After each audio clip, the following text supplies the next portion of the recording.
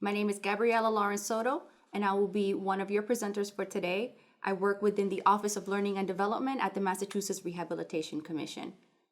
And as the video stated, the Massachusetts Rehabilitation Commission is the state lead agency for brain injury services. We try to promote equality, empowerment, and independence for individuals with disabilities across the state. And hello everyone, my name is Alex Hines. I'm a trainer and I work for an organization called Espert Training and Technical Assistance. Espert TTA is located at Boston Medical Center, and we are fully funded by BSAS, the Bureau of Substance Addiction Services at the Department of Public Health in Massachusetts.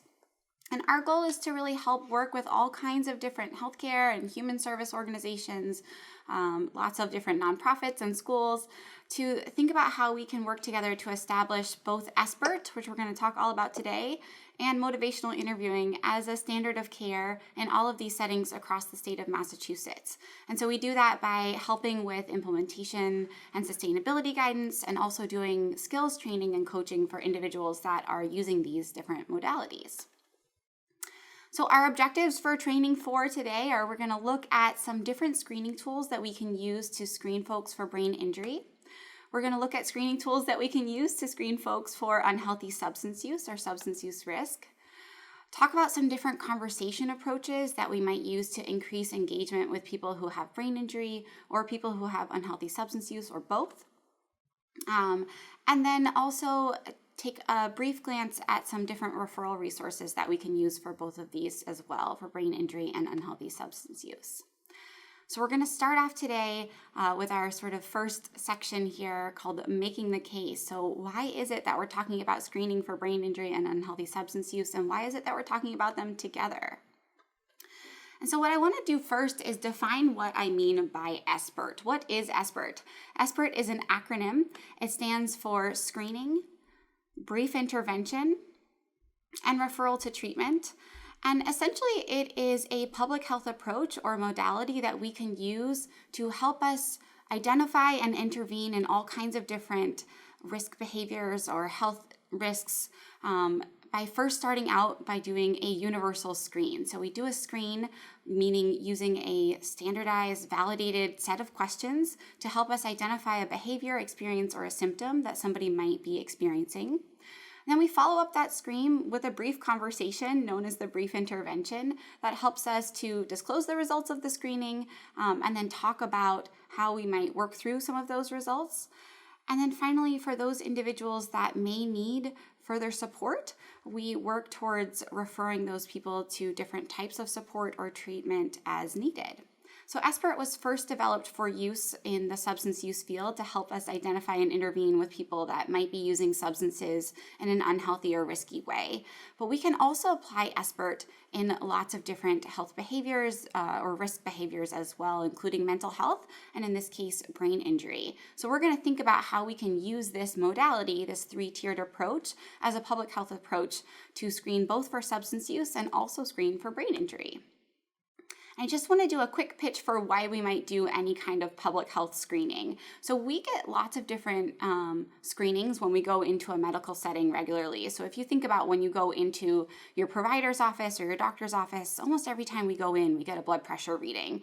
And so there are certain reasons why we might do screening using this public health approach.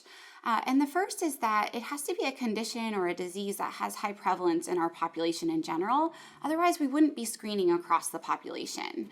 There's got to be some risk associated with it, and also good treatment that's available or something that we can do around that risk to help decrease some of the risks associated. There's got to be a benefit to us detecting and intervening early, and also a reliable method for actually doing the screening or testing for that particular disease or health risk or health behavior. So we can apply these same standards when we talk about screening for substance use. Why would we screen for substance use? Well, first off, we know substance use is incredibly prevalent in our population, and it often goes undetected. It's something that can have a lot of stigma around, and many times we find that we don't necessarily routinely talk about it with the folks that we're serving in our programs. We also know that substance use can have a really significant impact on our health and our well-being, both in terms of health risks behaviors and also in terms of the sort of social impact that it can have on us. So screening for substance use can help provide an opportunity for us to offer prevention, early intervention, and risk assessment to the people that we're working with within our programs and identify any needs for referrals at the earliest possible stages. And then finally, when we screen across the population for substance use, meaning we ask everybody that comes into our programs, it really helps us to offer this non-judgmental approach where we can open up a dialogue and ideally improve outcomes for people. And that's always our goal.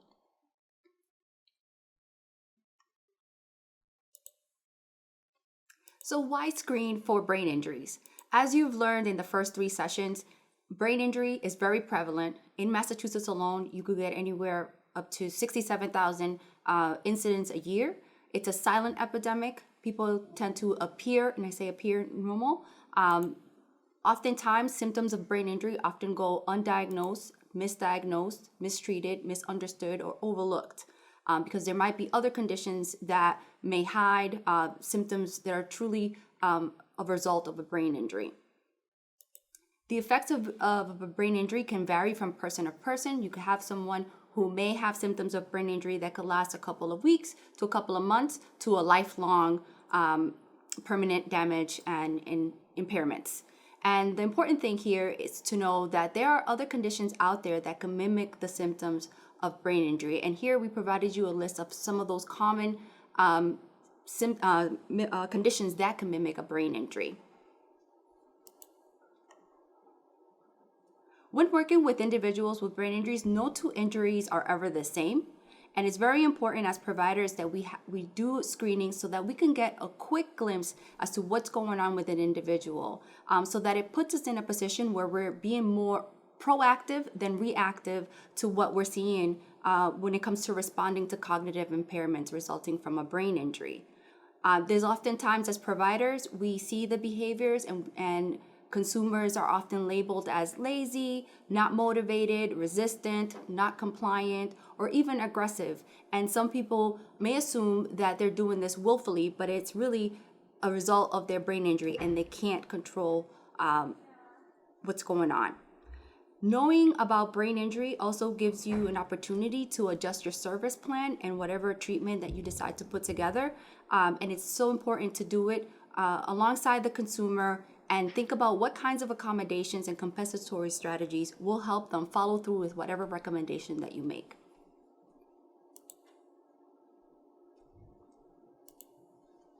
So why use Espert? Since Espert is an evidence-based model for identifying and addressing substance use at the population level, we propose that it could also be a model that we can use to identify and address brain injury to ensure we are doing a good job at identifying the needs of individuals that we work with and to bring services to these 2 overlapping fields together.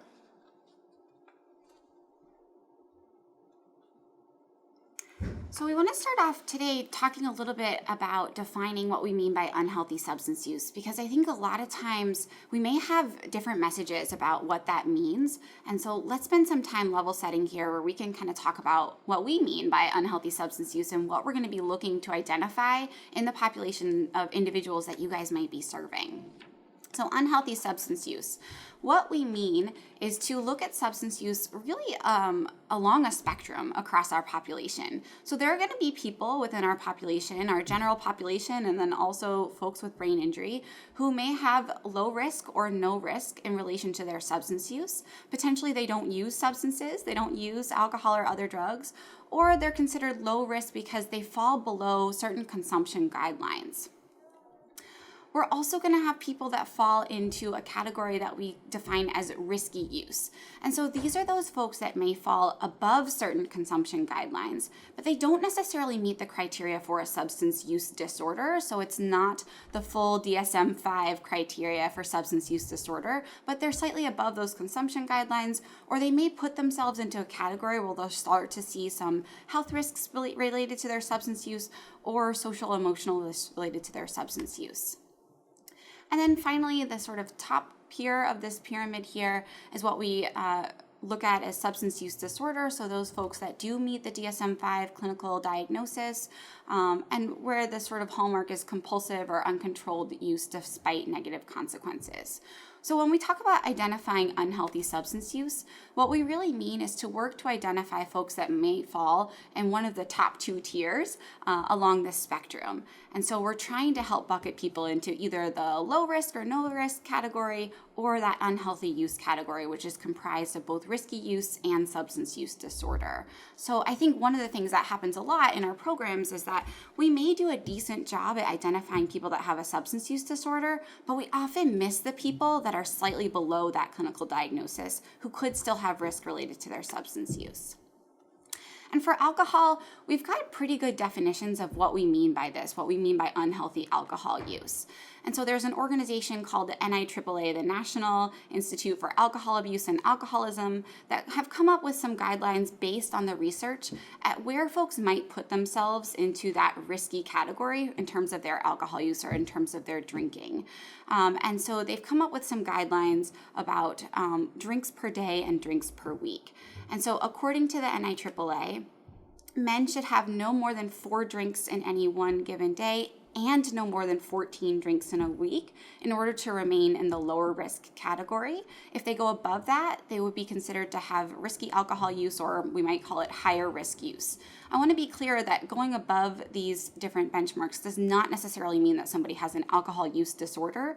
It just means that they might put themselves in a little bit higher risk level in terms of their alcohol use. And then for women, what the research says is no more than 3 drinks per day and no more than 7 drinks in a week.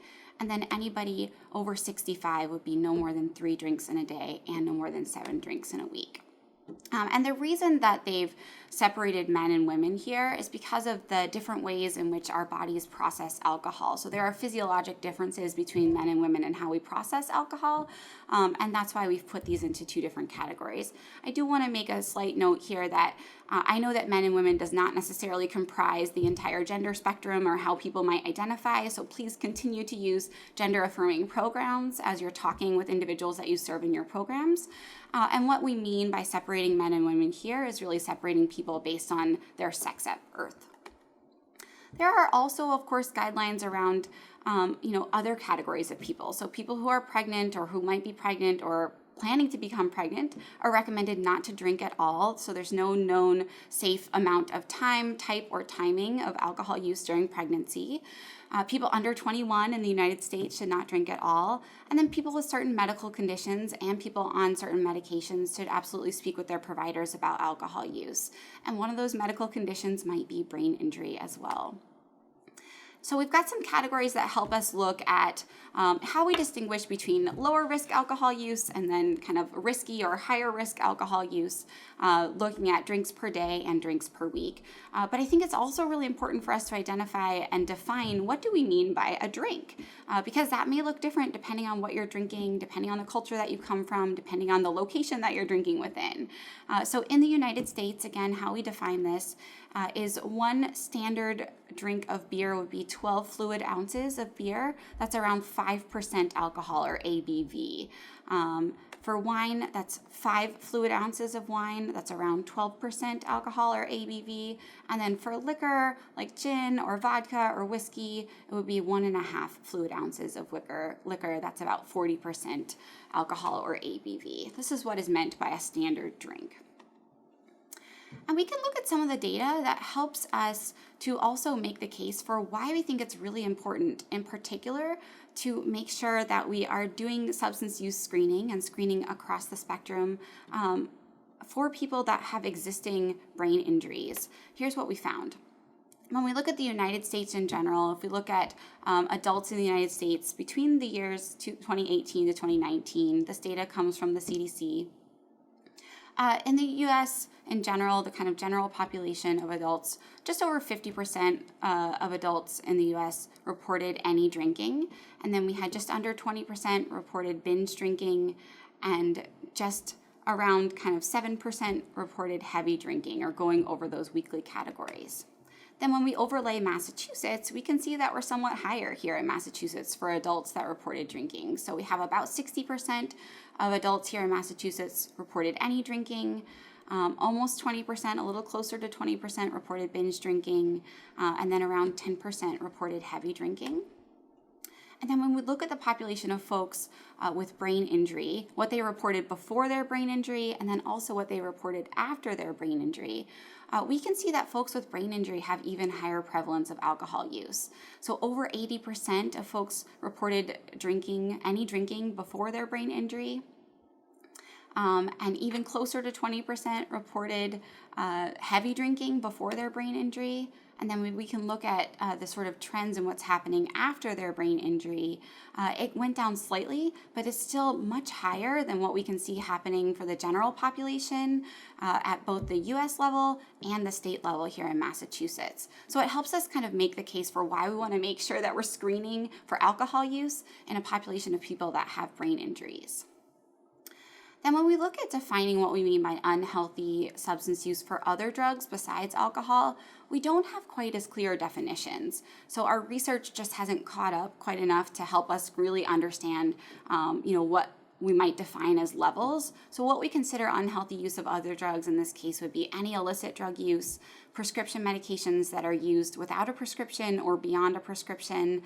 And then cannabis gets a little bit confusing, right? Because we have lots of different changing kind of state policies in the way of cannabis use right now. So what's considered unhealthy cannabis use currently would be basically you kind of screen in if you're using cannabis in any way, and it helps us to have a conversation with you.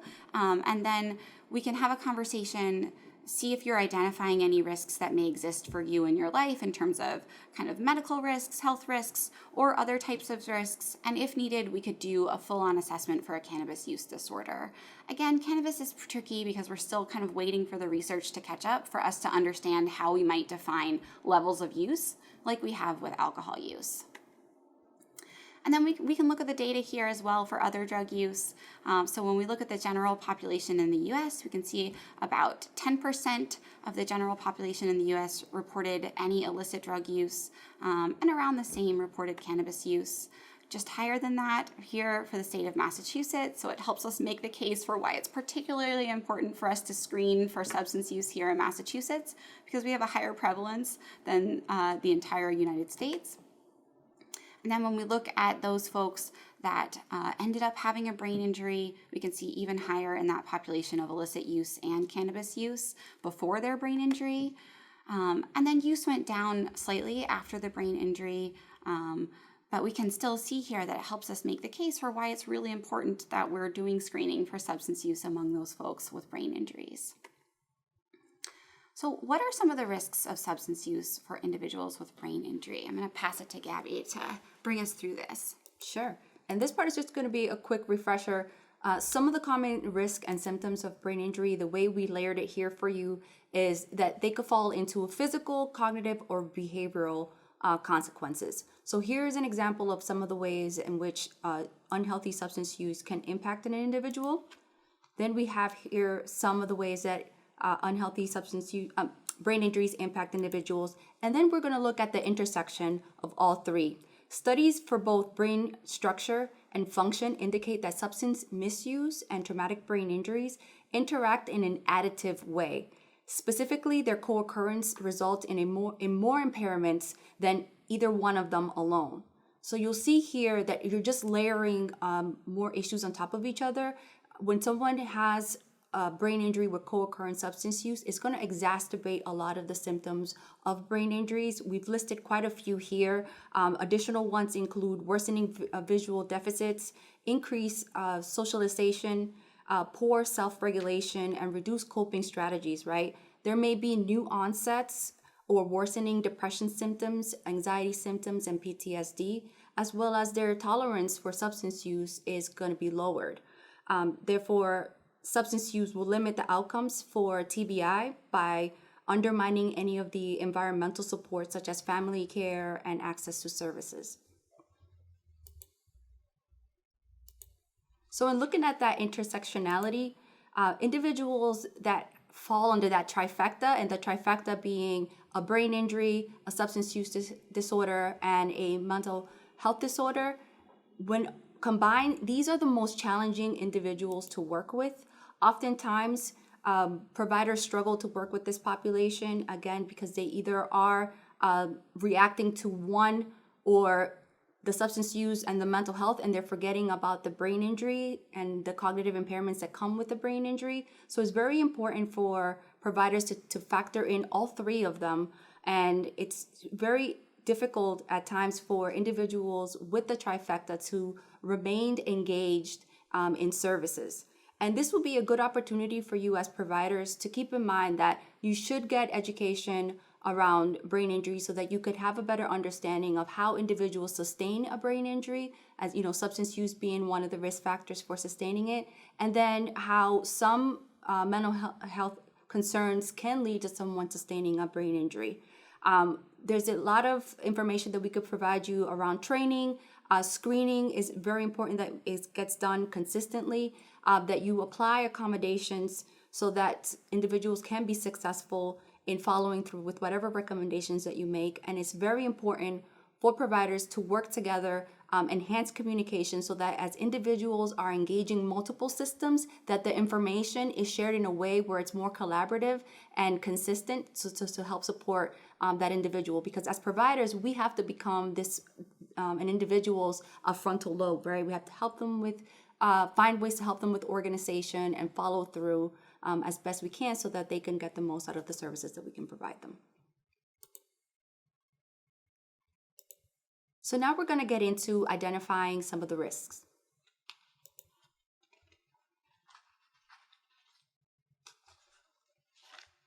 So when we're talking about screening, we're talking about a systemic way of identifying risk or potential problems using a standardized, reliable, and validated questionnaire.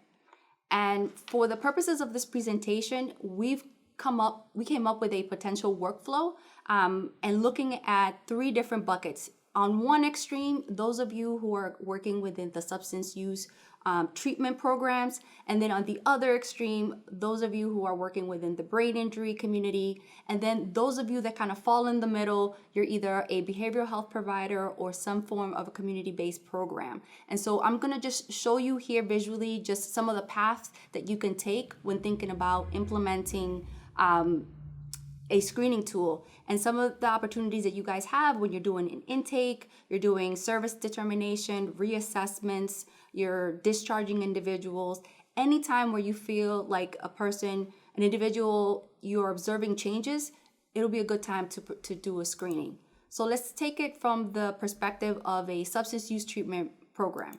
You have an individual on hand, you're providing them substance use treatment, but you're not sure if this person has a brain injury.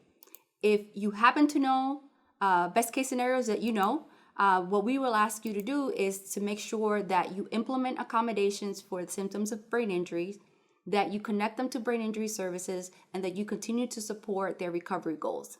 But if you don't know if this person has a brain injury, what we're recommending that you do is that you do a brief screening. And we're going to give you a quick 2-question single item screening tool that you can use. If that screening tool comes out positive, we will ask you to do a little bit of a further assessment, and we have 2 additional screening tools that you can apply to get more information about that brain injury. One of the tools being the HELPS brain injury screening tool, and the second being the Ohio State lifetime brain injury screening tool. If your brief screening, single item screening is negative, then what we're asking you to do is to engage in a conversation with this individual about making healthy choices and educating them about their risks for given that they have a potential brain injury or their ongoing use can lead to a brain injury, right? So let's look at the other extreme. If you are a provider, a brain injury provider, and you're not sure if someone has a substance use disorder or engaging in unhealthy substance use and you want to screen them, if you do know, we want you to use the brief intervention BNI model to guide towards conversations around harm reduction and recovery. We want you to reinforce accommodations for the brain injury, and we want you to connect to some form of a recovery program. If you don't know if this person has a unhealthy substance use, there are going to be a couple of tools single item screening tools that will provide you so that you can make that assessment. If it's positive, then we're going to show you 2 screening tools that you can conduct. One is called the audit. The other one is the Dast. If it comes out to be negative, we want you to do the same thing. Have that conversation, reinforce healthy choices, and educate them about their risks. If you fall in that middle bucket of a behavioral health program or some form of a community-based program, and you have no idea on either direction, you have the option to do the single item screening tools and then figure out from there, where do you go if you go into the more detailed screening tools, or you just engage in those important conversations. So some of the things to consider, some questions to consider when picking out a screening tool is that you want to get a sense of what do you want to know, right? Since there's so many options out there for screening tools for both substance use and brain injury, it is helpful to think about some of the questions that you want to consider in selecting and how you're going to implement these within your agency. And so we're going to give you a couple of options. And I'm going to turn it over now to Alex. Great. So as Gabby mentioned, one of the things that's going to be important for you guys to think about is identifying an appropriate tool for your setting, making sure that it's a validated tool for the population that you serve, and thinking a little bit about how you work it into your workflow so that it's really easy for you to accomplish screening and so that you can do it in a universal way as much as possible. I think having some structured approach to doing screening is really helpful to make sure that you actually get it done. The other thing that we think about is that sometimes it can be difficult to bring up these topics, and sometimes it can be hard to ask questions of the individuals that you're serving around these sensitive areas like brain injury and substance use. So we always recommend that you spend some time kind of having a conversation before the conversation. And I'm sure many of you do this already because you probably have different intake tools that you're already using or different assessments that you're already using as people kind of come into your programs. So just making sure that you apply that same workflow to how you're going to introduce screening. So we recommend that you always spend some time kind of setting the stage or having a little bit of a conversation before you go into the screening or assessment. So we recommend that you start out by kind of introducing the topic, whether that's brain injury or substance use, explaining the purpose. Why is it that you're asking standardized questions around this? Why do you feel that it's appropriate for this population? Why have you decided to integrate it into your workflow? Talk about the fact that you're doing it universally, that this is just part of our routine care here. It helps us to better understand what's going on for you and to better give you support around the various different risks that may be happening. We want to ensure that we are kind of going slow and defining any unique terms or anything that people might need clarification on, particularly around brain injury and substance use. With substance use, I know that we all define it differently. When I say substance use, that may mean something different to me than it does to you guys. So, by alcohol, we mean beer, wine, and liquor. By other drugs, we mean anything that you might use for the feeling that it causes. You could even give some examples of those. We want to ensure that we're talking about confidentiality and what the limits of confidentiality might be for our unique setting. So if you're in a healthcare setting, what does HIPAA mean? What are the limits to that? Where the information can go, how it's going to be documented, so that people can make informed choices about their comfort answering these screening tools.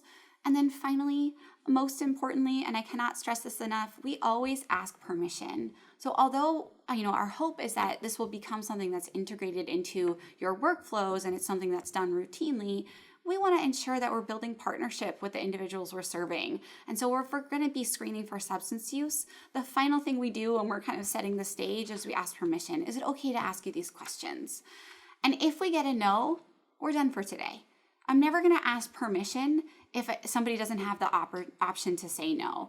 I will tell you in my experience, most of the time when I spend some time sort of setting the stage and walking people through stuff, I usually get a yes, right? But if I were to get a no and then plow forward anyways, I'm probably not going to get accurate responses. So at that point, it's probably not as worthwhile for me to go forward and do the screening anyways, because it may not be really what's going on for that person. So I would rather spend time building out my relationship, building out a partnership with this person, being curious as to why they're not feeling comfortable right now to see if I can build on our relationship and help them engage in it in the future than telling them that this is something that you have to do.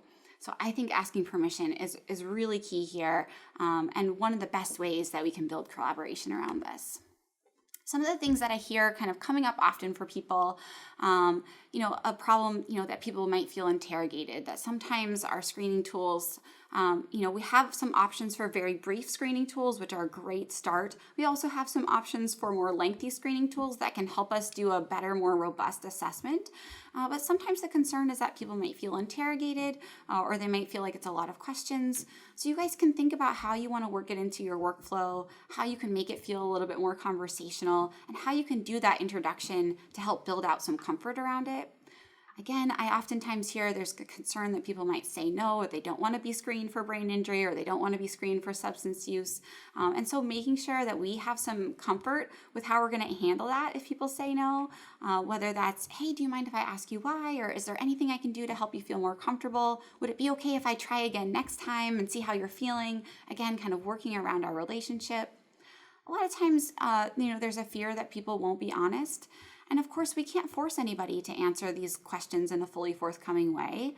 And I also know with substance use, there's been a lot of stigma around it, and there continues to be a lot of stigma around it. So being mindful of the language that we use, making sure that we're reinforcing that this is something that we ask of all of the individuals we serve, and also being okay if people aren't ready to be fully forthcoming with us. We can always kind of circle back and ask them if they're comfortable doing it again in a few months. And then the final issue that sometimes comes up, particularly for the brain injury population, is the concern that people may not remember. And again, that's okay. We're going to do the best that we can with the tools that we have. And be patient with people. Really focus on that relationship and do what you can to try to support them. So I'm going to pass it back to Gabby, and she's going to go through some of the options that we have for screening for brain injury. All right. So the first option that you have for brain injury is the single item screening tool. It's a two-part question. The first part is, think about injuries in your lifetime. Have you ever injured your head, your neck from a fall, a car, motor vehicle accident, a fight, assault, playing sports, or an explosion or blast, right? Yes or no? Second question, their follow-up question, and these are just getting at external force hitting the individual, and they're sustaining a traumatic brain injury. Question 2, however, is going to get into other kinds of brain injury. So have you ever been knocked out or lost consciousness? If yes, was this due to a drug overdose, being choked, or strangled?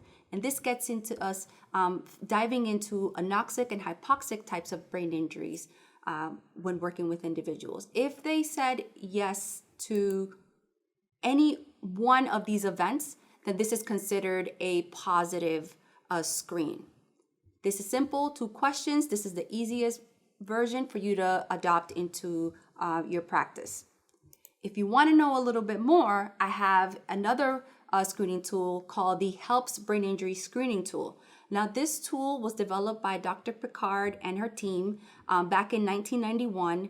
It's a nationally recognized, easy screening tool that's circulating within the brain injury community.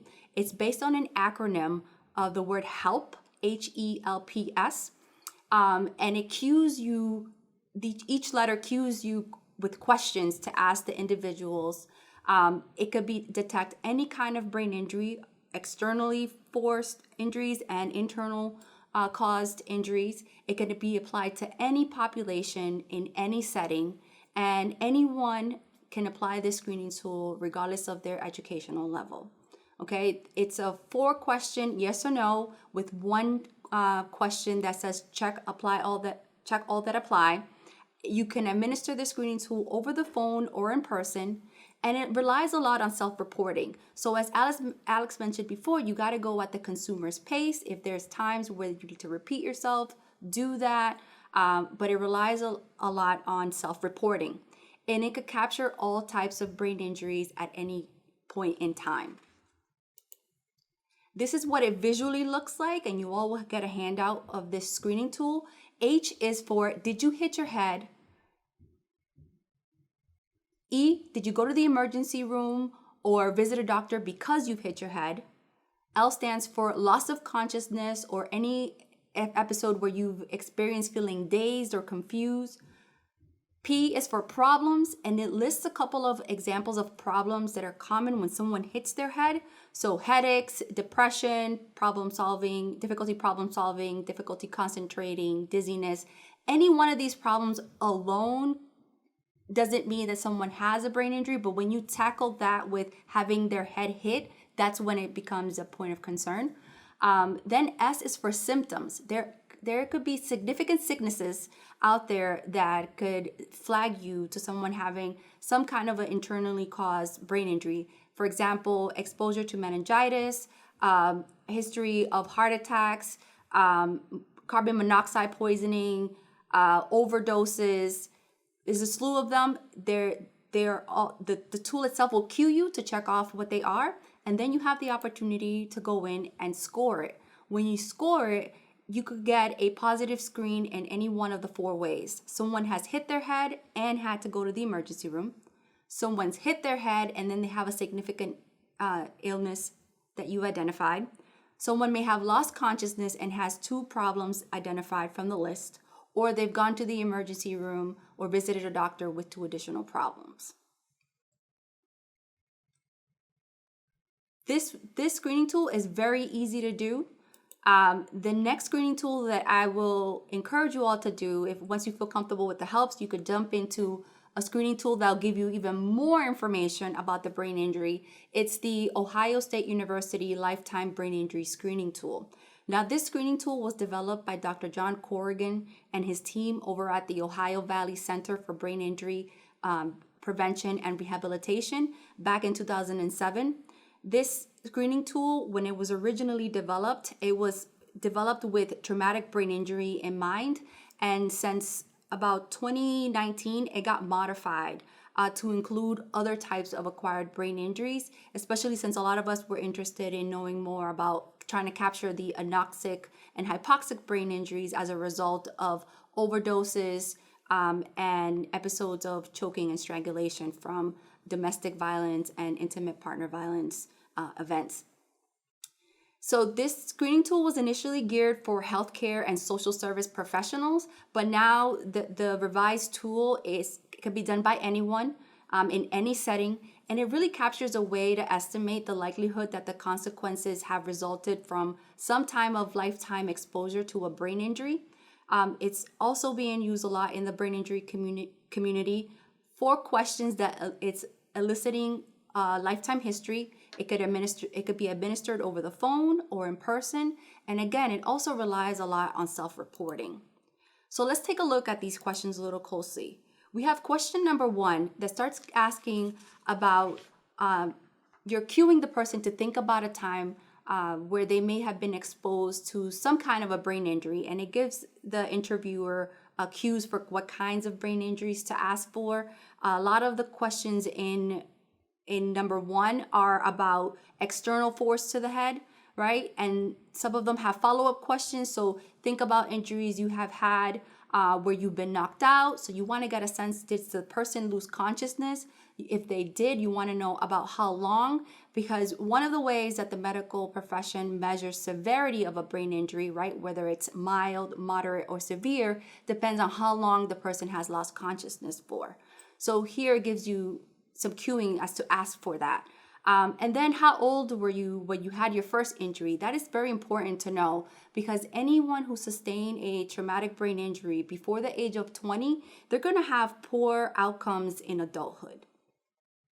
Question 2 is really starting to get into another type of brain injury, right? We're looking again to see, were there multiple episodes or multiple events that someone could have been exposed to some form of brain injury, and how many times did the event happen, and how old were they when the last event happened. So it gives you a sense of when was the last brain injury exposure.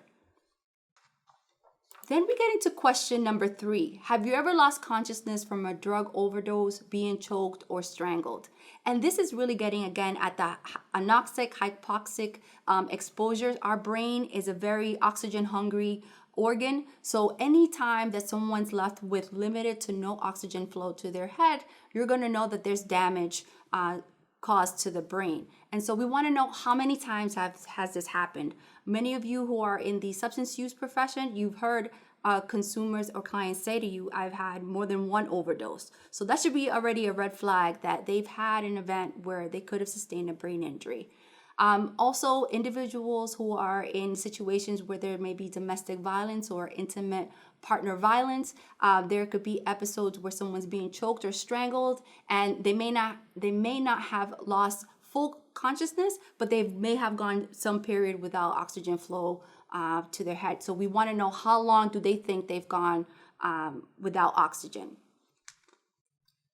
Then question 4 is getting at a list of medical conditions that cues you as the interviewer that are confirmed brain injuries. And at the Massachusetts Rehabilitation Commission, any one of those conditions that are listed there could make someone eligible for some of our brain injury programs. So that's just a flag for you all. If someone checks off something from that list that you may be thinking, hey, let's connect with the Brain Injury Association, let's connect with Mass Rehab for ongoing services. So how do you score this? When you score the Ohio State Lifetime Brain Injury Screening Tool, you have 5 options. You want to know what's the worst injury that they've had, and that's an injury where it's been either a moderate or severe. They've gone a really long time without consciousness. The first event that they've had their injury was before the age of 20, because again, any injuries, the literature is saying that injuries before the age of 20 will lead to poor outcomes in adulthood. It also puts people at risk for developing things like mental health concerns and unhealthy substance use. Then you also want to know if there was some kind of anoxic exposure, multiple injuries, or again, question number 4, getting at any other type of exposure for a brain injury. Okay, so I'm going to take over here, and similarly, we're just going to talk about what some screening tool options we have for screening for substance use. And so just like Gabby went through a brief screen that we can use for brain injury, we're going to introduce a brief screen we can use for alcohol and for other drug use. We call these the single item screening questions for alcohol. So it starts out by just asking, do you sometimes drink beer, wine, or other alcoholic beverages? If yes, you'll continue to question 2. If no, you'll go on to the drug question, which we'll look at in just a minute. And then how many times in the past year have you had X or more drinks in one day? And we're going to fill in that X depending on who you're sitting with, who you're working with. So for men, how many times in the past year have you had 5 or more drinks in one day? And for women or anybody over 65, how many times in the past year have you had 4 or more drinks in one day? Again, this is our brief screener. It just helps bucket people into 2 broad categories. So whether they're in that kind of low risk or no risk category for their alcohol use, or potentially higher risk unhealthy alcohol use. Again, it is not diagnosing an alcohol use disorder. It's just giving us 2 broad categories. Who might we want to follow up with and talk a little bit more about their alcohol use, and who's probably okay? And again, those categories are based on the physiologic differences between men and women. That's why we have a distinction here. And also because we know that as we age, our bodies change in their ability to process. We lose some water in our bodies as well. And so that's why we have a difference for folks that are over 65. So in terms of scoring this, it's really easy. A positive screen would be an indication of 1 or more times. So if you're working with a woman and you say how many times in the past year have you had 4 or more drinks in one day, and she reports 1 or more times in the past year, that would be considered a positive screen. And that's probably somebody that will go in to do a little bit further assessment around her alcohol use. And that further assessment, we're going to give you one option for what that could look like today. There are lots of different validated tools that we can use to screen and assess for substance use and screen and assess for alcohol use. So the audit, the one that we're going to introduce today, is just one of those options. What I like about the audit is that it's been around for quite a while. So you can see that it was originally developed by the World Health Organization in 1987. And so it's been around for quite a while. It's been validated in lots of different countries with lots of different populations. It's available in multiple languages, and the audit has been particularly studied with the brain injury population. So when we look at the scoring in just a bit, you guys will see how it's been applied to folks that have a known existing kind of brain injury. So I think that's one of the things that we really benefit from in this situation when we're working with folks that have a brain injury and we want to screen for substance use or for alcohol use in this case. The audit is one of those tools that may really benefit us, that may be really useful in this situation. That's not to say that it's the only tool that you can use. So there are plenty of other tools. If you guys are interested in looking up other tools, you can go to NIDA, the National Institute on Drug Abuse, and Google different validated tools to screen for substance use, and you'll see lots of tools pop up. But like I said, the audit has had more than 300 studies to examine its validity in various different settings. It's also been studied for those folks that have an existing brain injury. It's highly utilized. And it's a fairly brief assessment, so it's just 10 items, 10 questions. Each of those questions is scored between a 0 and a 4, and then we essentially tabulate the entire score at the end of the tool, and that gives us an indication of this individual person's level of risk. We can administer it verbally, in writing, or electronically. So if you want to Google it, you can find a version that's on the internet that you could kind of go through together with somebody, or you could give them a paper screen that they could fill out, or you could do it verbally, kind of one-on-one in a private setting. And again, just like our brain injury screening tools, the audit can be administered by anybody. You don't have to have any particular license or any particular expertise in substance use in order to administer the audit. Just a little bit of training around how to administer a verbal or a written screening questionnaire. This is what the audit looks like. If you Google it, there's a couple of different formats that you might find online, but this is the one that I like to use. And so it's just 10 different questions, like I mentioned. The first 3 questions are looking at this individual's alcohol intake. So it asks, how often do you have a drink containing alcohol? How many drinks containing alcohol do you have on a typical day when you're drinking? And how often do you have 6 or more drinks on one occasion? So looking at kind of a binge measure. So that's the first domain, looking at this person's alcohol intake. The second domain, we're going to go into looking at potential substance use disorder. So where there might be an indication of an even higher level of risk. So it asks, how often during the last year have you found that you were not able to stop drinking once you had started? How often during the last year have you failed to do what was normally expected of you because of your drinking? And how often during the last year have you needed a first drink in the morning to get yourself going after a heavy drinking session? That's the second domain that we're looking at. And then the final domain is looking at other related harms related to somebody's alcohol use. So question 7 says, how often during the last year have you had a feeling of guilt or remorse after drinking? How often during the last year have you been unable to remember what happened the night before because of your drinking? Have you or someone else been injured because of your drinking? And has a relative, friend, doctor, or other healthcare worker been concerned about your drinking or suggested you cut down? And like I mentioned, each question has various different responses that somebody can give, and all of those are scored between a 0 and a 4. So then we tabulate the entire score at the end. And the tool makes it really easy for us to calculate kind of where someone falls in terms of their level of risk based on the score that they get. So when we're looking at the general population, when this tool was originally validated, these are the scores, the sort of suggestion that we got from the World Health Organization. So essentially for women, when we're applying the audit, anybody that scores less than a 13, maybe in that risky use category, because we initially started with that single item alcohol question. So they've already kind of screened in for some unhealthy alcohol use with that single item question. We've given them that broad kind of category, that broad bucket. And now we're applying the audit as an additional tool to do a further assessment. So if in the audit a female scores less than 13, we would consider that in that kind of risky use category. And what we would want to do is a brief intervention and continue to monitor them, to continue to have conversations within our programs. And for men, that would be a score of less than 15 on the audit would be considered risky use. Again, doing a brief intervention and continuing to monitor them. Where we see the scale starting to tip towards a possible alcohol use disorder would be women that score greater than or equal to 13, or men that score greater than or equal to 15. This is where we have concern that this person might actually have an alcohol use disorder or meet that DSM-5 kind of clinical diagnosis benchmark. And so what we would want to do is do a diagnostic evaluation and have a conversation using a brief intervention, and then consider treating them and or referring out for treatment, collaborating with other programs where that might be available. When we look at kind of overlaying the research that we've seen for the audit being implemented in a population of folks with brain injury, we can see that the scoring changes a little bit. So the recommendation was actually that we lower the benchmark that we're looking at for where people may kind of tip the scale into that concern of a possible alcohol use disorder.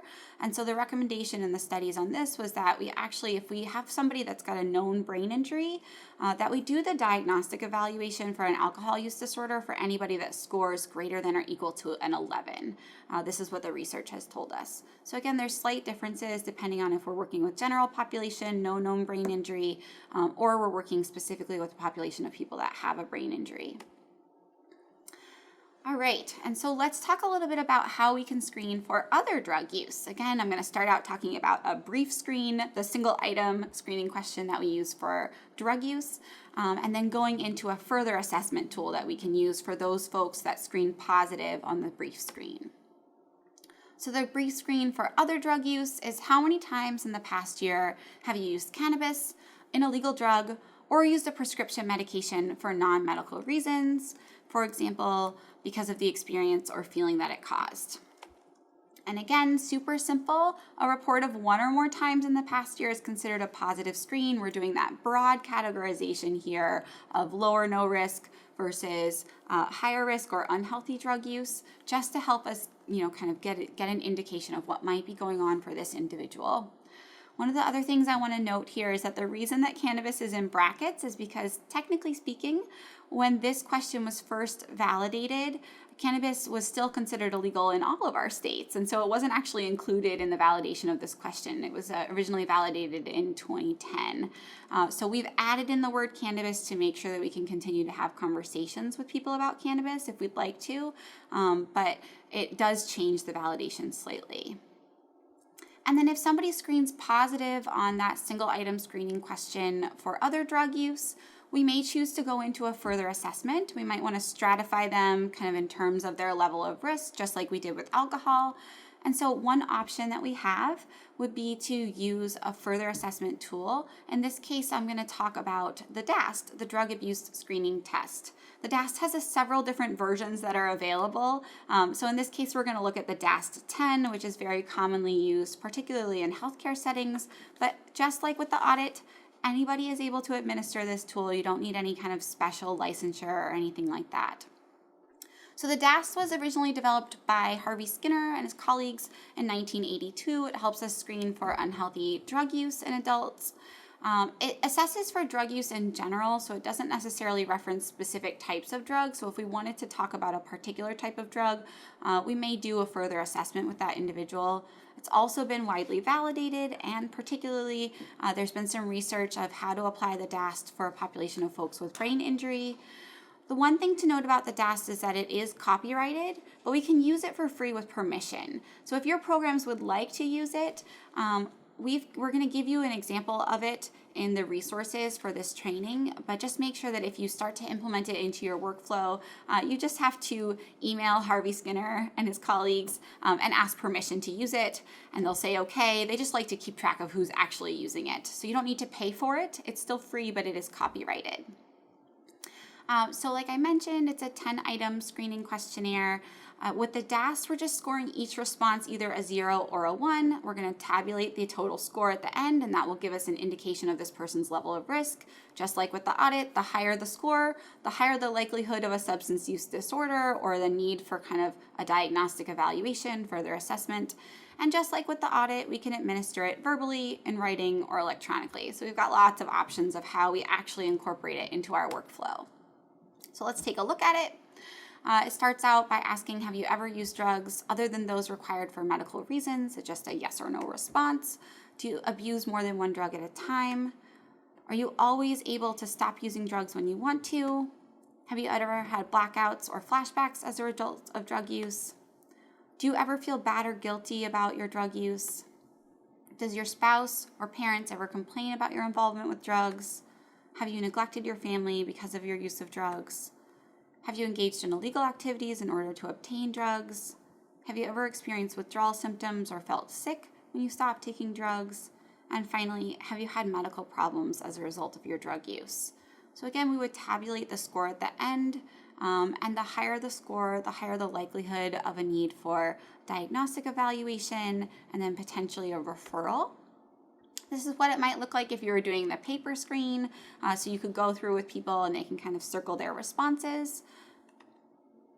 And here's what we find when we look at the scoring. This is based on the original validation studies. So if somebody had scored positive on that initial single item screening question for drug use and then scored a 2 or below on the Dast, we would consider that still low risk. So this person would technically have screened negative. We might have a very brief conversation with them, but there's not major concern at this point. If they score between a 3 and a 5, that's considered moderate risk. We would want to do a brief intervention, have a conversation with them about their substance use. If they score between a 6 and an 8, that's considered more substantial risk. Again, we would want to do a brief intervention and consider treating and or referring for treatment. And then a 9 or a 10 is considered severe risk. So this is really where we have concern of a potential substance use disorder. Again, would want to do a brief intervention and consider treating and or referring for treatment. And then when we look at the research that kind of overlaid those folks with a known brain injury and how we might score the Dast, it just changed a little bit, just like with the audit.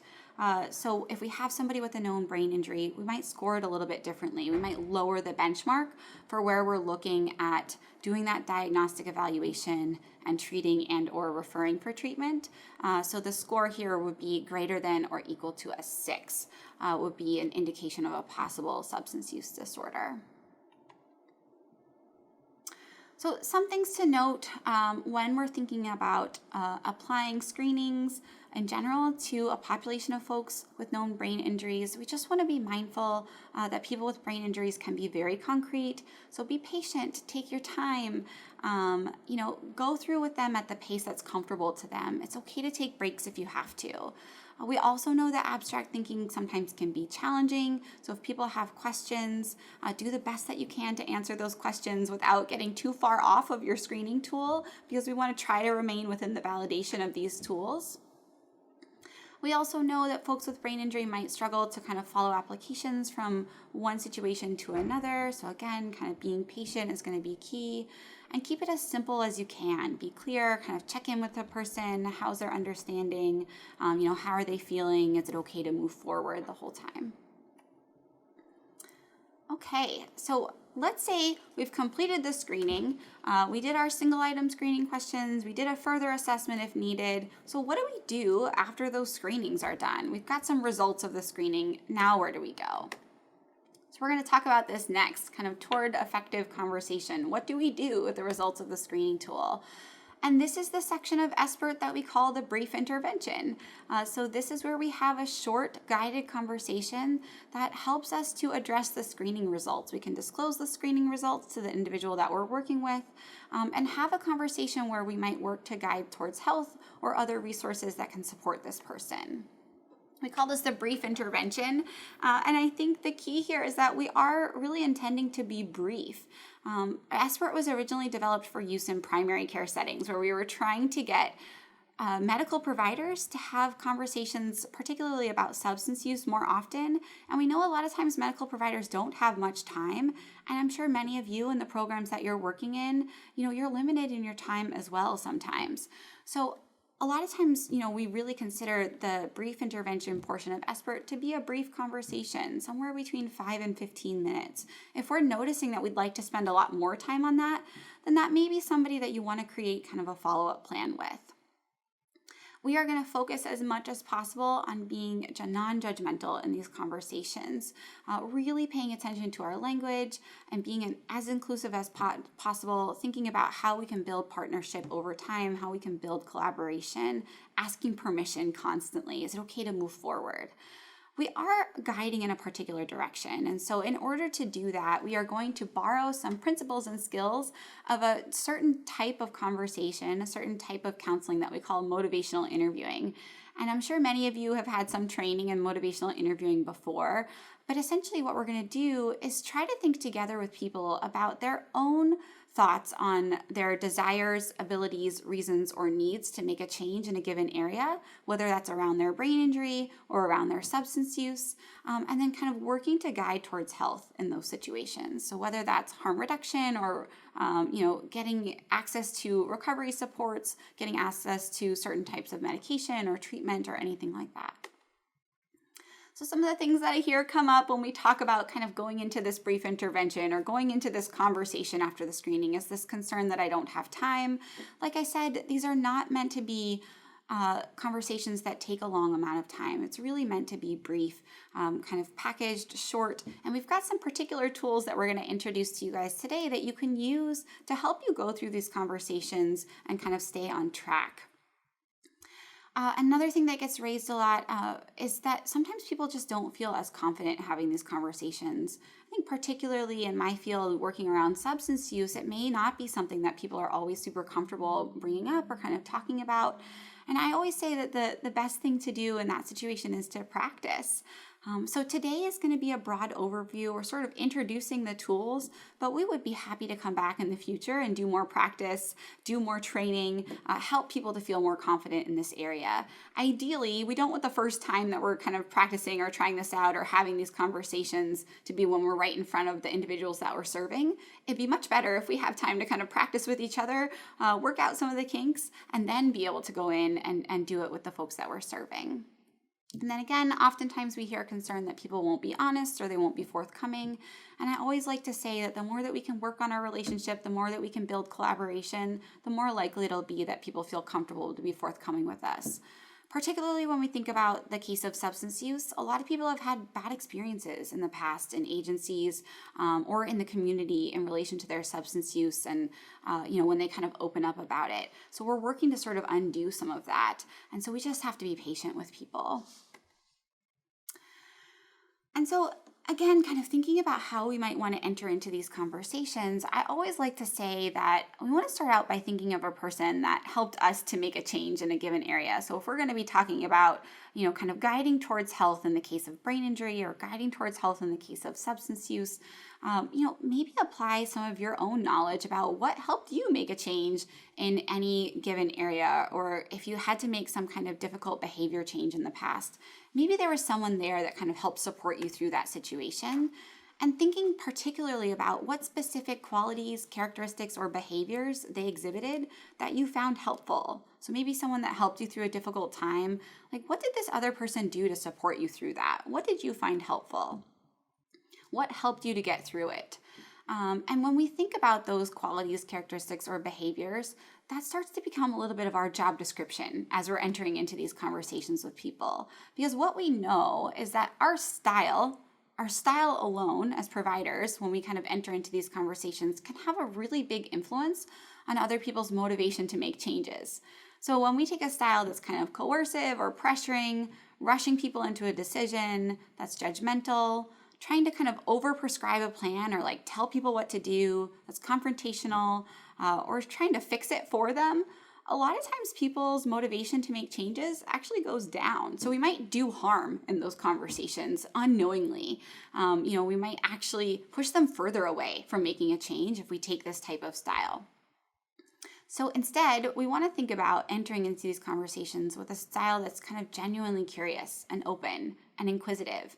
It's really accepting of the other person and where they are, that's actually interested and invested in collaborating with them and understanding their expertise on their own life, on what they've been through, on what's worked well for them, what hasn't worked as well. And that focuses on emphasizing their choice and their autonomy and evokes from them what their reasons might be for making a change in this area without trying to pressure them or kind of tell them what to do or fix it for them.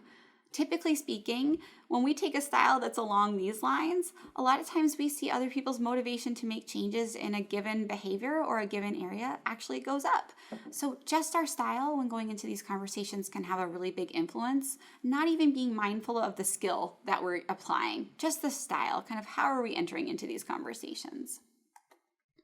So the take-home message here is that in order to help other people make a change, to help them explore their own reasons for making a change, we want to ensure that we're providing this atmosphere of acceptance and compassion, because what we know from the research and kind of looking at this over and over again is that when people feel comfortable to kind of voice their own reasons for making a change, they're much more likely to go forward and make that change.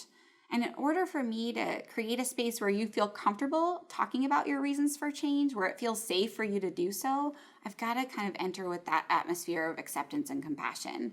If I come in with a lot of judgment, the other person's going to naturally get defensive and they're going to shut down or they're going to leave. They're not going to show up for my appointments anymore. And that's really natural. That happens to all of us. And so we're really being mindful of the style when we go into these conversations, emphasizing their choice, emphasizing their autonomy, and trying to hold ourselves back from telling them what to do, prescribing, or fixing. So what can we do to guide towards resources for brain injuries?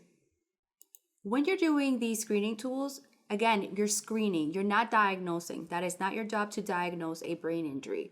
So what we want to do is just be able to listen carefully to the stories that these individuals have about their life experiences that may have exposed them to some type of an injury. Oftentimes, some individuals who've experienced a brain injury may not realize that the event that they've undergone wasn't a brain injury, right? So just talking through it, understanding yourself, what are the mechanisms in which someone can sustain a brain injury will go a long way for you to kind of piece this puzzle together.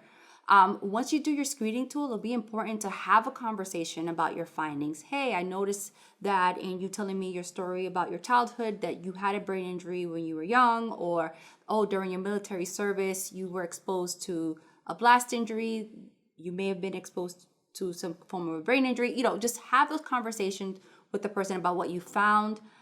We recommend, depending on how your team is set up, that you have a conversation with your supervisor or someone in your team just to kind of talk through the case, what you've observed, document if applicable. I know in some settings, especially in domestic violence settings, you don't want to document something like this.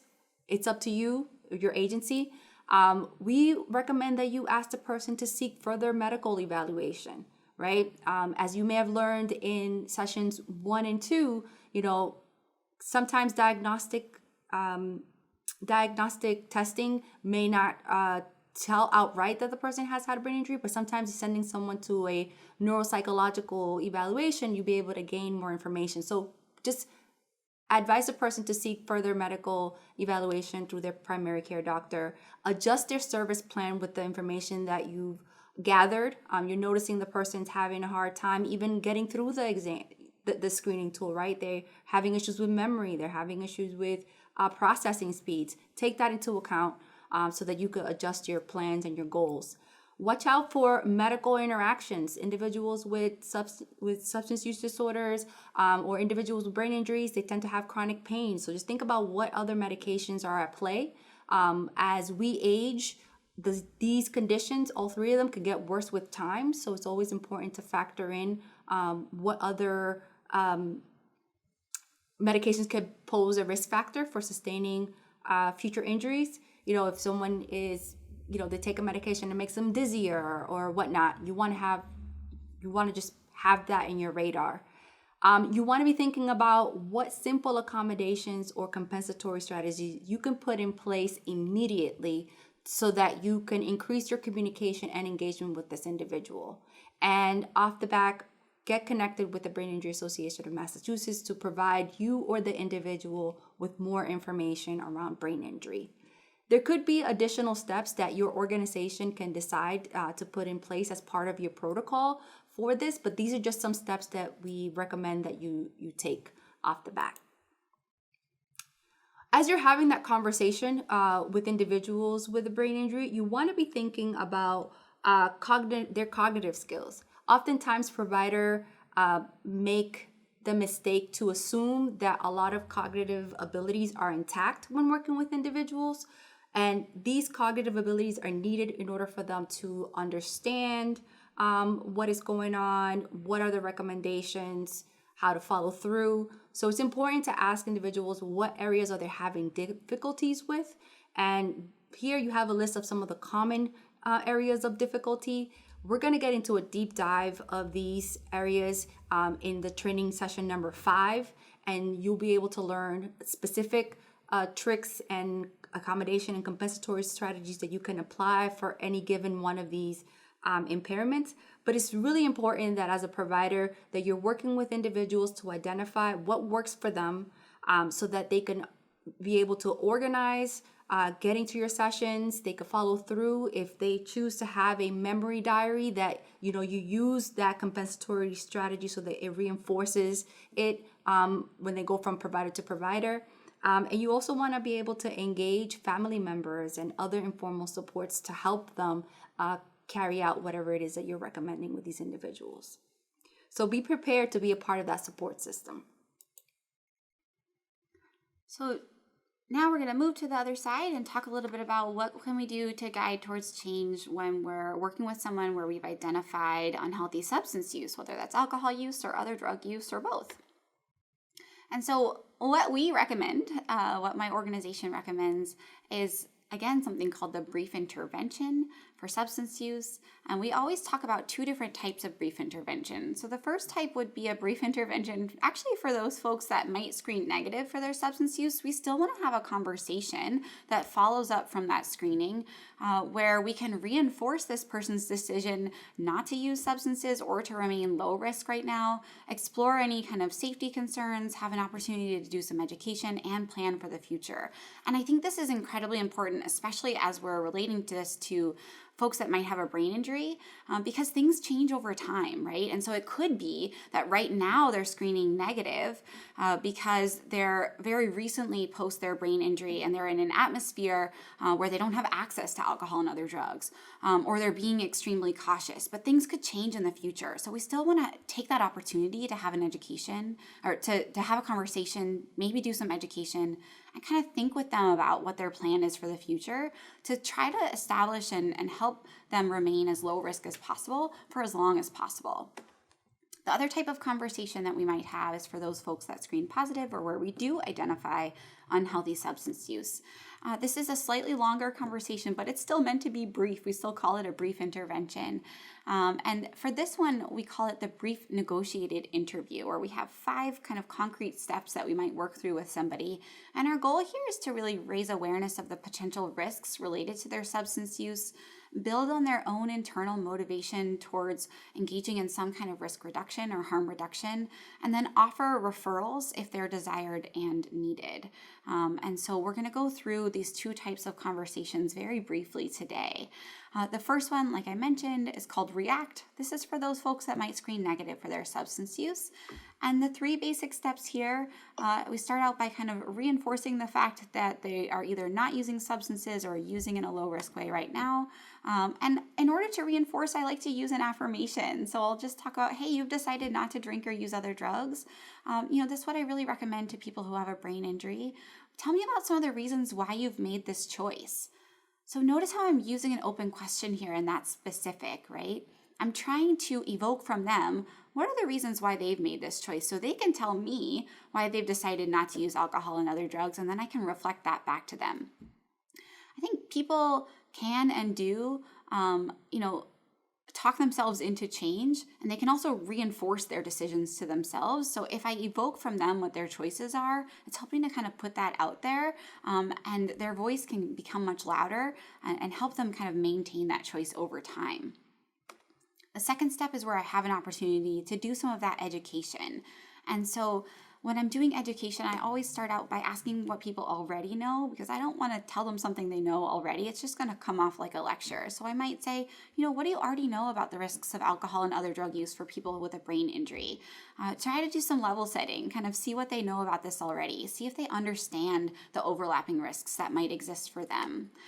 If they don't have a lot of information, or I'd like to share some additional information, I'm going to ask permission.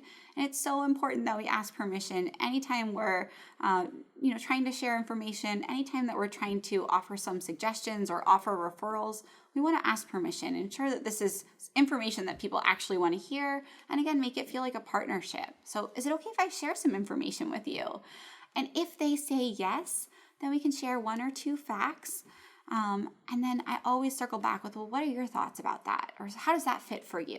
Again, kind of seeing how they took in what I said and seeing how they're applying it to themselves, and then doing any clarification that's needed. And then the final step here, we call it anticipate challenges of tomorrow. This is the ACT of this REACT model. I might ask a question about, what situations, if anything, could make it difficult for you to continue to avoid using alcohol or drugs, and how might you handle those situations? So using those open questions to kind of gauge with them what their thoughts are about the future, and how they are going to navigate any situations where it might be challenging for them. Maybe somebody's saying, well, my sister's wedding is coming up this summer, and, I've been intentionally not drinking right now, but I'm not really sure what I'm going to do because I want to celebrate with them. So being able to kind of walk through that situation with people and kind of explore together with them how they think they might handle those. And again, if we want to offer suggestions, that's okay. You just have to ask permission first. Is it okay if I give you some ideas of what other individuals I work with have done? And if they say yes, then you can share 1 or 2 ideas. And what do you think about that? So it's this nice kind of open conversation that helps us kind of walk through how people are maintaining their choice to be either low risk or no risk in terms of their substance use. This is what we call REACT. Now, the other side, this is the conversation that we might have for folks that screen positive for substance use. And so they're in that sort of higher risk or unhealthy use category. And for this conversation, we're going to use a tool called the Brief Negotiated Interview. This was originally developed by folks at Boston University for use in the emergency department when people were coming in after accidents or injuries related to their substance use. And what I love about it, again, is that it's kind of this brief, guided approach to talking with people about substance use where, we don't have to have any particular training and talking with people about substance use or particular licensure around this. It gives us a nice guided approach that's very accessible to all of us. And so there's just 5 basic steps that we use here. The first step is to kind of build rapport, work on building out that relationship, some trust between you and the other person. Then we're going to explore the kind of pros and cons about this person's substance use, any ambivalence that might exist about their substance use. We have an opportunity to provide some feedback or do some education, just like we did in the previous model. And then we borrow a particular tool from motivational interviewing called the Readiness Ruler, where we'll ask an open question about their current motivation to make any changes in their substance use. And then there's an opportunity for us to negotiate a plan or next steps or add in a referral if that's something that's wanted or needed by this individual that we're working with. So 5 quick steps that make it pretty easy for us to go through a conversation about this substance use and how it fits into somebody's life right now. And again, the goal here is that this conversation is brief, so usually somewhere between 5 and 15 minutes. If it's a person that you'd like to have a much longer conversation with, then you might think about how you work with them in that final step to negotiate towards a follow-up, whether that's with you or somebody else on your team, or you think about a referral outside of your agency if your agency is not currently providing extra supports around substance use. So the great thing here is that we have developed some really nice tools that are specifically meant to help aid in these brief interventions.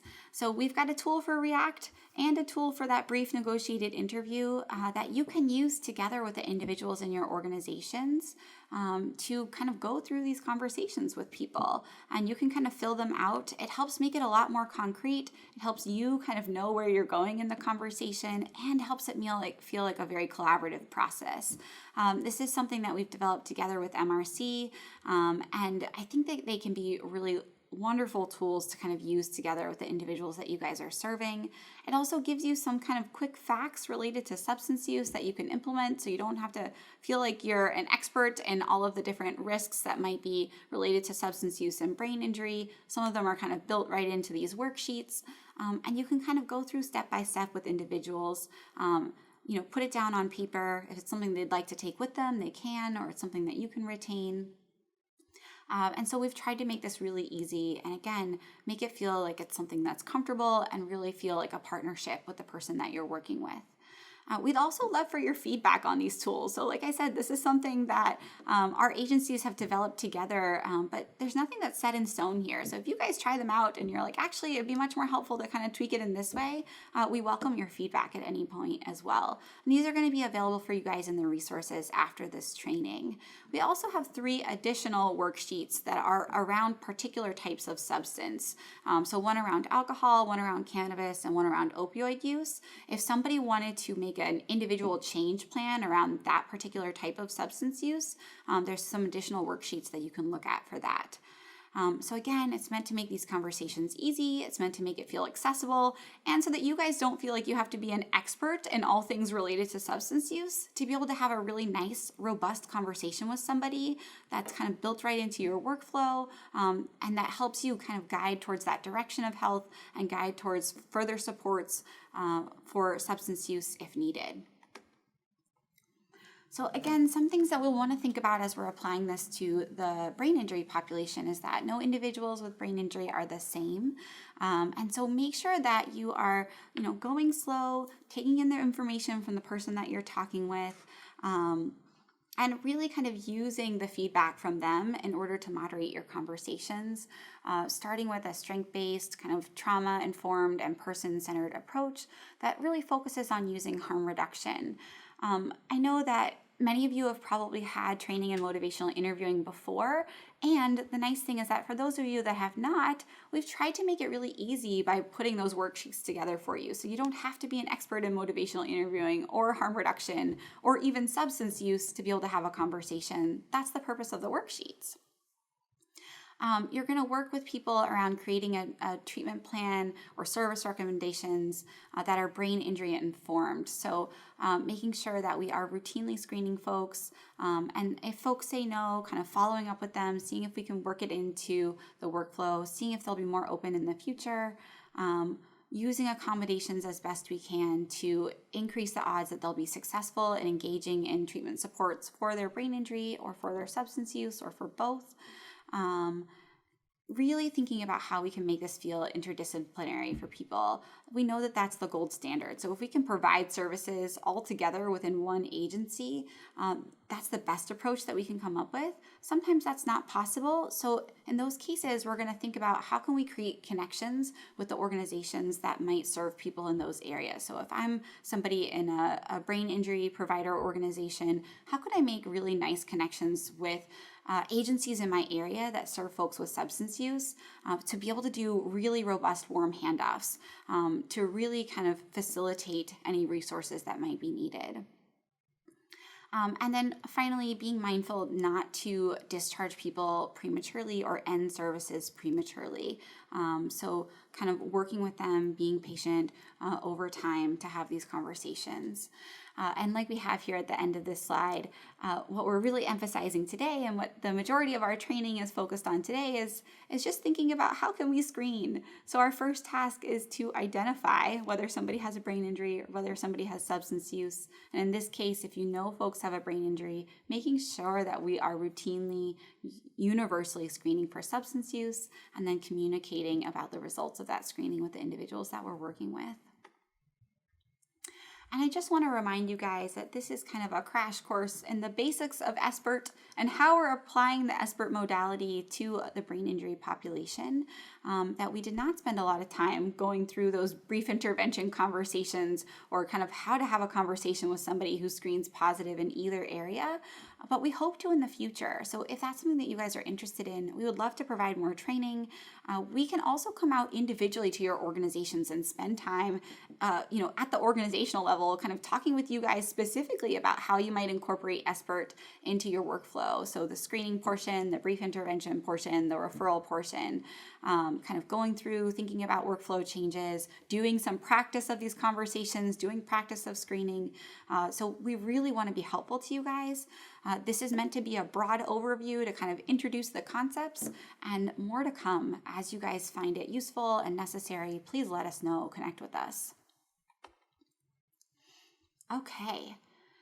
So you guys, we are almost through our content. We're going to wrap up here talking about what are some different options we have for referring for care. So what are some of the resources we have both for brain injury and for substance use? And then we'll leave some time for questions at the end. So this would be considered the referral to treatment portion of Espert. And again, we're applying this Espert modality to both screening, having conversations and referring around brain injury, and screening, having conversations and referring around substance use, the RT portion. And I think anytime that we are thinking about providing referrals for any kind of condition or health risk or behavior, we want to think about, generally speaking, what are some of the considerations for making a good referral, a solid referral, a referral that somebody actually wants to engage in. So the first thing here is that we're always using motivational interviewing to determine this individual's level of interest in that referral. If they're telling you, no, I don't want to go, again, we're not going to plow forward anyways and hope that they do it even though they said no. We're going to respect their autonomy in these cases and say, okay, is it okay if, we follow up next time? Or what are some other options that you think would be helpful for you? So really collaborating to determine their preference of care options, trying to give them as many options as we can, and seeing which one they think feels best for them, what they think is going to fit best for their situation. Talking about any logistical barriers that might come up in terms of actually engaging in that referral. So whether they have issues with transportation or childcare or something else, and kind of working through some solutions to those barriers as well to help facilitate them actually getting there. We know that when we're referring to outside agencies, if we can provide a warm handoff, it's going to increase the likelihood that that person actually shows up for that referral or for that appointment. And so warm handoff meaning bringing the person to that appointment if possible, and or kind of introducing them over the phone or introducing them virtually. If that's not possible, at least letting this individual know what they can expect when they get to that agency. So making sure that we're doing our homework ahead of time to understand what the services look like there, what the intake process looks like there. What does parking look like if the person is going to be driving themselves, or how might they be able to get there on transportation? All of those things can help people feel more comfortable, because it can be very anxiety provoking to kind of engage with a new organization, a new agency. And so doing the best we can to give people a clear picture of what they can expect. I know this seems like a no-brainer, but number 5 here is scheduling the referral or the appointment for the referral together with the individual. I can't tell you how many times working in healthcare, sometimes we would send appointment notifications to people in the mail or via email without even asking them if they were available at that time. So making sure that the referral actually kind of works for this person's calendar.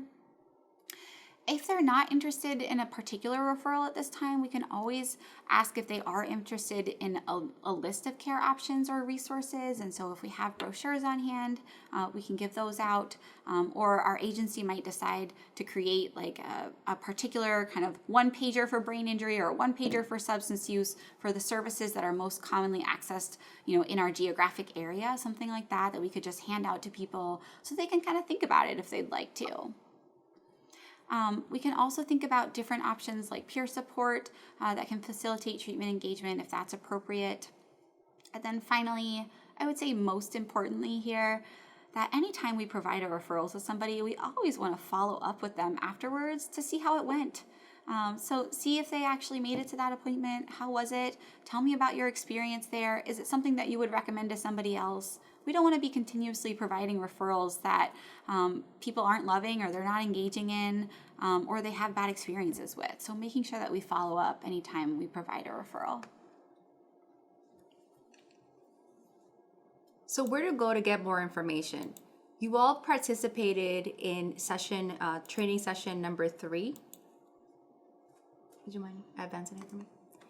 In training session number 3, called Intro to Acquired Brain Injury, Substance Use, and Resource Facilitation, definitely go back and check out that session. Moving forward, we just want to emphasize for the purposes of today, if when in doubt and you're thinking about where do I go for brain injury services, that you look at these big 3. The big 3 being the Brain Injury Association of Massachusetts. Call them, they will connect you to brain injury services. Call Mass Rehab for brain injury services. And also you have the option to call Mass Options to access any kind of services, and they have our brain injury services listed there.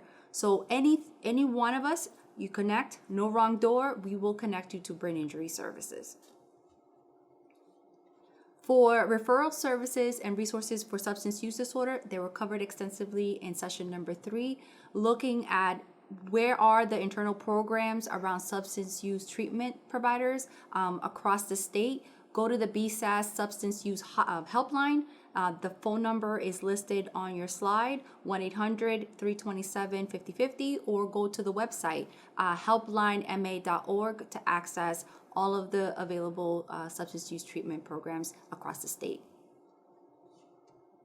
So again, today we went through recognizing screening tools for brain injury. We went through recognizing screening tools for unhealthy substance use. We covered a list of conversation approaches that you can use to increase engagement with people with brain injury and unhealthy substance use. And then we talked about a lot of resources that can be used around brain injury and unhealthy substance use. We want to reassure you all that all of the handouts that we've talked about today, that we've referenced, are going to be available to you via email at the end of the session. So we have on the brain injury side, the slide deck, the Ohio lifetime history for traumatic brain injury and other brain injury screening tool. The HELP screening tool will be there as well. And then we will also include the accommodations and compensatory strategies for cognitive deficits resulting from a brain injury. It's a handout that will be beneficial for you to pull out also for your next session, which will get into those accommodations. So if you check it out and have some follow-up questions for your presenter, that'll be fantastic. On the substance use risk side, we have the single item screening tools in English and Spanish, the audit tool, a copy of the Dast, which Alex asked if you're going to use it to please email the creator so that they know you're using it. And then we have 5 worksheets for you to use with the individuals that you're working with around the conversations regarding harm reduction and just what they should be doing, unhealthy use, and so forth. So that's it for today's session in terms of the content. Now we would love to open it up to all of you for questions. This was session number 4, screening substance use risk. And then we have one last session coming up, which is the brain injury accommodations with Dr. Chris Carter.